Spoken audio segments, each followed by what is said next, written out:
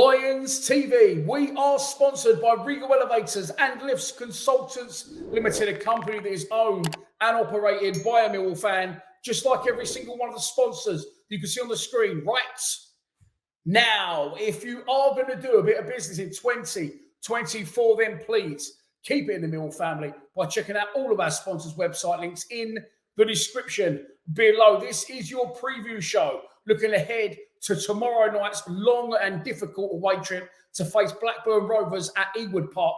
As always, let's kick off the show by taking a look at the 11 that Neil Harris might pick to start the match. 2 games, 2 wins, 1 away at Southampton and 1 at the Den on Saturday, of course, against Watford. Makes it a strong case to go with an unchanged side. Of course, Neil Harris did make 1 change last time out for the home game against Watford, and that was Duncan Watmore in for Ryan Longman to go a little bit more attacking. What will the gaffer do? I think he could freshen this up a little bit. He's put a lot of trust in Mitchell and Saville, but there's games coming thick and fast now, especially, of course, this one being the midweek one and us being back at the Den at Birmingham on Saturday. As I said in my last video, I said to my boy that, you know, of course you don't want to lose any games, but if you got 6 points from Watford, Blackburn and Birmingham, it wouldn't be, well, it'd be good. It wouldn't be the end of the world. It'd be far from it.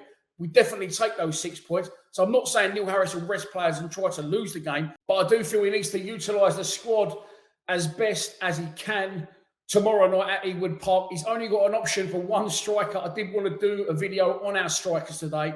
However, I've just not had the time to do it. So I will try and get that done tomorrow or at some point this week because, as we know, Kevin Nisbet out long-term, Tom Bradshaw out potentially to the end of the season. Michael Obafemi not yet firing, only really leaves Idemo and Maku as our other options. So I would like to see Maku come in for fresh legs, although I will say that I think that Maku will start the game. I do expect Longman to come back in for Watmore and him and Honeyman to be sort of inverted wingers and tuck in a bit deeper and do a little bit more work because Blackburn aren't a bad side. However, they are currently struggling. And as we're talking about them, let's move on to the opposition. Managed by John Eustace, he's not been in charge for that long. His predecessor, John Dale Thomason, did really well for Blackburn. Got, you know, once they come up under Mowbray and he took over, he got them pushing, you know, maybe towards the next level, had some really good players, but they fell away badly under Dale Thomason and he got out the door at exactly the right time.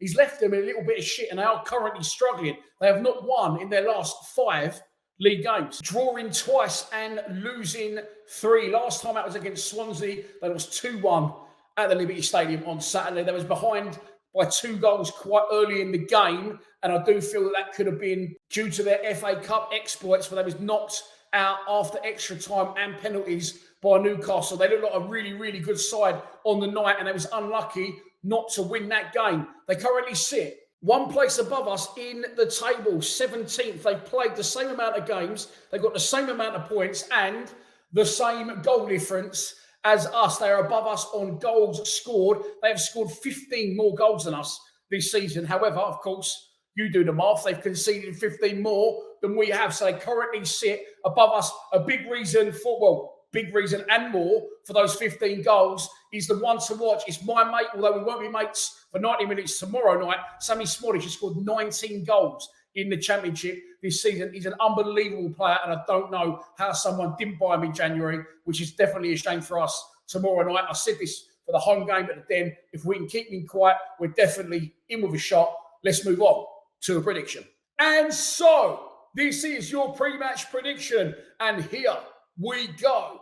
I'm going to go for a 1-1 draw. I'm going to go for Smodic to get their goal late on after we score early through Michael Obafemi. This is very particular, isn't it? In a 1-1 draw in which I'll absolutely bite your hand off for that result right now.